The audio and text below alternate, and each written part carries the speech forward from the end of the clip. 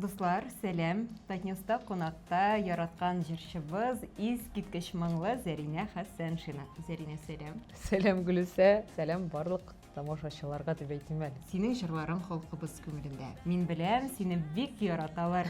Әмма үзең кайсы җырыңны аеруча да яратып башкарасың? Күңелгә кирип калганым менә соңгылардан яралы яраннарымдыр Зиф апаның. Әле тагын бер репертуарымда бер җырым бар, ул Мәхәббәт йолдызым. Әмма шулай да өметләреңне акламаган җырларың булдымы? Әйтик, син аны менә бу җырым хит булачак дип уйлыйсың, ләкин кызганычка каршы нәтиҗәсе андай ук булмый. Берничә ел элек ковид елларына кадәр чыккан җыр Җилләр булып дип атала ул. Әлбәттә, бәлки аны да менә хәтта безнең монда арагызда да ул җырны шатучылар бардыр, бәлкем.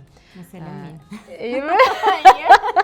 Менә мин аны ничектер халыкка ошамады кебек дип тойдым. Мин аңлыйм, бөтен җырда хит була алмый. Сәхнә киемнәрем хакында да сөйләшеп үтәсе килә. Мин беләм, алар хакында бик күп комментарийлар язалар. Шулай бит араларында негативлары да бар. Менә моңа караша. Менә синең үз стилең, минем үз стилем, шулай бит. Әлбәттә, әгәр дә миңа бер инде профессионал кеше, дизайнер кеше килеп әйтә икән, Зәринә менә булайрак булса, матурак булыр иде. Мин аның сүзен тыңлап, шулай эшләргә мөмкинмен. Ләкин менә хейтерларга килгәндә инде теге бер кешегә дә кыска итәк ки, озын итәк ки дигәнем юк. Шуңа күрә миңа да андай әйберләр килсә, мин бары тик әйтәм бит, ишетәм, ләкин тыңламыйм дип әйтәсем килә. Менә шулай да бүгенге көндә уртача сәхнә күрмәкләренең бәясе. Төрледән, беләсеңме, 20дән алып, менә иң кыйбат күлмәк 100гә кадәрдер. Моннан берничә ел элек син тамашачыларыңны матур концертларың белән сөендердең, шәхси концертларың белән. Менә бу сезонда булачакмы концертлар һәм гомумән нинди тәэсирләрдә калдың? Була дип тә әйтә алмыйм, булмый дип тә әйтә алмыйм, чөнки башка якка киттем дип әйтимме соң, мин эшлим хәзер күбрәк пиар өстендә дип әйтегеме, реклама өстендә. Ничек булды? Казан концертларына мин бик канәгатьмен.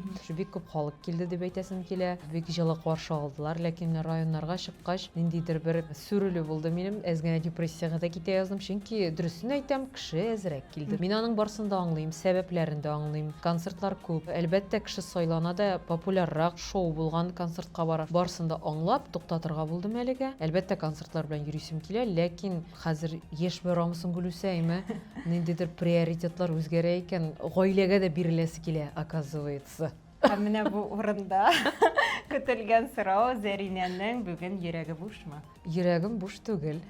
Дөресен әйтәм, бәлки шул да сәбәпчедер. Миңа калса инде 31 яшьтә, моның турында күптән уйларга кирәк.